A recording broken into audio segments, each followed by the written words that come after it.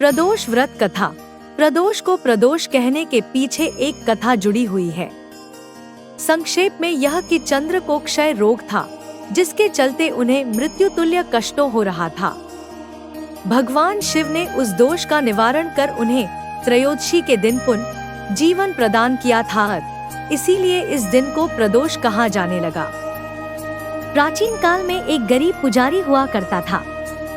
उस पुजारी की मृत्यु के बाद उसकी विधवा पत्नी अपने भरण पोषण के लिए पुत्र को साथ लेकर भीख मांगती हुई शाम तक घर वापस आती थी।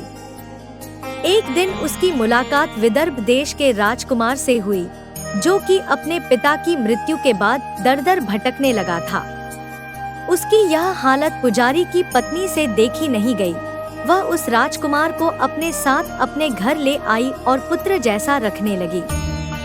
एक दिन पुजारी की पत्नी अपने साथ दोनों पुत्रों को शांडिल्य ऋषि के आश्रम ले गई। वहां उसने ऋषि से शिव जी के प्रदोष व्रत की कथा एवं विधि सुनी तथा घर जाकर अब वह भी प्रदोष व्रत करने लगी। एक बार दोनों बालक वन में घूम रहे थे। उनमें से पुजारी का बेटा तो घर लौट गया, परंतु राजकुमार वन में ही रह गया। उस राजकुमार ने गंधर्व कन्याओं को क्रीड़ा करते हुए देखा तो उनसे बात करने लगा।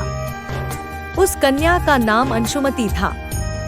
उस दिन वह राजकुमार घर देरी से लौटा। राजकुमार दूसरे दिन फिर से उसी जगह पहुंचा, जहां अंशुमति अपने माता पिता से बात कर रही थी। तभी अंशुमति के माता पिता ने उस राजकुमार को पहचान लिया तथा उससे कहा कि आप तो विदर्भ नगर के राजकुमार हो ना, आपका नाम धर्मगुप्त है। अंशुमति के माता पिता को वह राजकुमार पसंद आया और उन्होंने कहा कि शिवजी की कृपा से हम अपनी पुत्री का विवाह आपसे करना चाहते हैं। क्या आप इस विवाह के लिए तैयार हैं? राजकुमार ने अपनी स्वीकृति दे दी तो उन दोनों का विवाह संपन्न हुआ। बाद में राजकुमार ने गंधर्व की विशाल सेना के साथ विदर्भ पर हमला किया और घमासान युद्ध कर विजय प्राप्त की तथा पत्नी के साथ राज्य करने लगा। वहां उस महल में वह पुजारी की पत्नी और पुत्र को आदर के साथ ले आया तथा साथ रखने लगा। पुजारी की पत्नी तथा पुत्र के सभी दुख व दरिद्रता दूर हो गई और वे सुख से अपना जीवन व्यतीत करने लगे। एक दिन अंशुमति ने राजकुमार से इन सभी बातों के पीछे का कारण और रहस्य पूछा। तब राजकुमार ने अंशुमति को अपने जीवन की पूरी बात बताई और साथ ही प्रदोष व्रत का महत्व और व्रत से प्राप्त फल से भी अवगत कराया। उसी दिन से प्रदोष व्रत की प्रतिष्ठा व महत्व बढ़ गया तथा मान्यतानुसार लोग यह व्रत करने लगे। कई जगहों पर अपनी श्रद्धा के अनुसार स्त्री पुरुष दोनों ही यह व्रत करते हैं।